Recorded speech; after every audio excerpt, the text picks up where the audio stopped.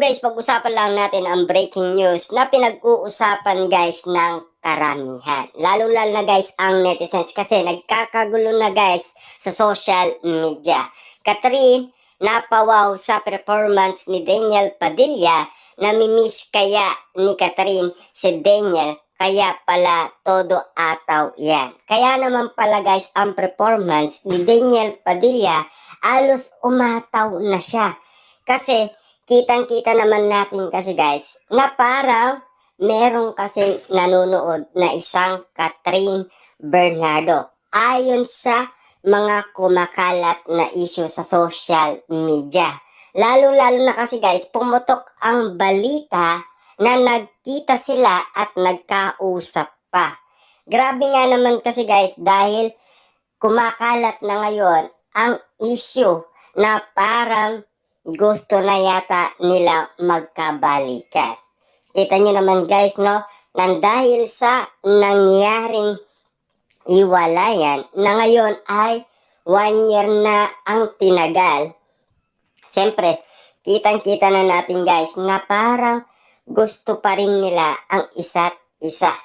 Tama kaya guys ang inala ng maraming netizens tungkol sa nangyaring Christmas special na katulad ng dati. Kasi guys, marami nga naman kasing nag-aabang sa Christmas special na nangyari umano dati rin, 'di ba? Pero kahit na iwalay man ang kanilang performance at kahit na guys nanonood man si Catherine Bernardo kay Daniel Padilla, dahil kitang-kita naman natin kasi guys ang pag-ataw ni Daniel Padilla, talagang kitang-kita naman natin guys, exclusive at spotted na spotted, talagang pinagkakaguluhan ang todo ataw ni Daniel Padilla sa kanyang pagkanta. Bawat birit nga naman kasi guys ni Daniel Padilla, kapansin-pansin na meron siyang tinitignan. Ayon sa mga netizens, walang iba kundi si Catherine Bernardo pala ang kanyang tinitignan. Kaya naman guys, usap-usapan ngayon kung bakit nga naman sila nagkausap at nagkita. Kasi alam naman natin guys, magkikita talaga sila dahil alam naman natin, iisa lang kasi ang network na pinapasukan nila, walang iba kundi sa ABS-CBN.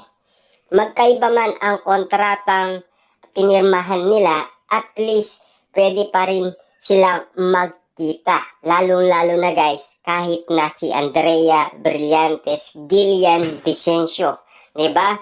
Pero at least nakikita na natin guys na parang nagkakaroon na ng pag-asa ang Katniel fans. Kahit sabihin na natin guys, wala ng Katniel fans na banner, at least meron talagang kitang-kita na isang Catherine Bernardo na napahanga umano sa dating niyang ex-boyfriend na si Daniel Padilla dahil sa kanyang kagalingan. Siyempre guys, no, parang nai-inlove umano siya ulit kay Daniel Padilla ayon sa mga netizens. Kitang-kita naman natin kasi guys na hindi pa rin iniwanan ni Daniel Padilla ang nasabing relationship nila na almost 11 years ayon sa isang mang-uhula. Ibig sabihin pala nito guys, nag-prepare lang siya or inaayos niya lang lahat. Ibig sabihin, kaya pala guys talaga nagpursiga na si Daniel Padilla, lalong-lalo na meron pa tong bit-bit na bouquet na bulaklak, talagang para sorpresahin si Catherine Bernardo. Kaya naman guys, kagulat-gulat kung bakit tayo magtataka na sasabihin ng lahat na si Catherine Bernardo ay napawaw sa mga ataw ni Daniel Padilla. Lalong-lalo na kasi guys, ito ay napahanga pa. 'Di ba? Siyempre guys, alam naman natin si Daniel Padilla hanggang ngayon ay baby face pa rin. 'Di ba? Hanggang ngayon guys, marami pa rin kinikilig sa kanya. Kasi alam naman natin, marami ang nagsasabi lahat ng mga kababaihan ay kinikilig pa rin kay Daniel Padilla dahil sa kanyang pagiging babyface at maginoo.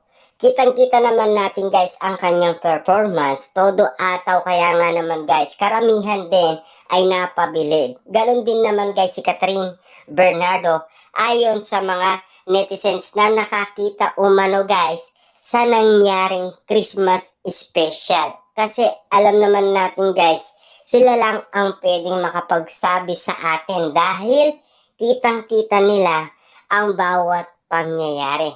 Kaya nga naman guys, kita nyo naman, di ba? Nagkausap sila, nagkita, meron pang bouquet. Doon pa lang guys, sapat ng impormasyon sa atin kung bakit nga naman kumakalat ang ganitong sitwasyon. Lalo-lalo na guys, napakatagal na ang nakalipas. Lalo-lalo na dahil sa kanilang iwalayan.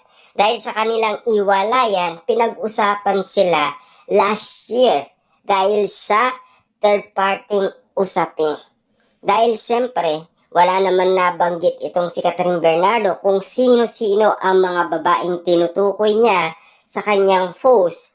Pero meron kasi guys, critic post si Kate Bernardo na nagpapatunay na maraming kasalanan si Daniel Padilla. Kahit nasabihin na natin guys, maraming kasalanan si Daniel Padilla, nakalipas na yun. Diba? Nakaraan na yun. Sana lang malaman pa natin kung ano ang suggestion ni Catherine Bernardo sa sinasabi sa social media. Na nagkita sila, nagkausap sila, para magkaroon din tayo guys ng idea. Alam natin guys, privacy yun para sa dalawa. Kung ano man ang lihim na sinasabi nila sa social media na nagkausap sina Catherine Bernardo at Daniel Padilla. Dahil sinasabi nila, kinatok daw ni Daniel Padilla si Catherine Bernardo sa kanyang dressing room dahil nalaman niya wala pa si Mami Min Bernardo. Dahil meron daw nakapagsabi kay Daniel Padilla na hindi pa daw dumarating si Mami Min Bernardo. Kaya nga naman guys, naglakas ang loob niya, pagkakataon niya na nga naman kasi guys na dumiskarte.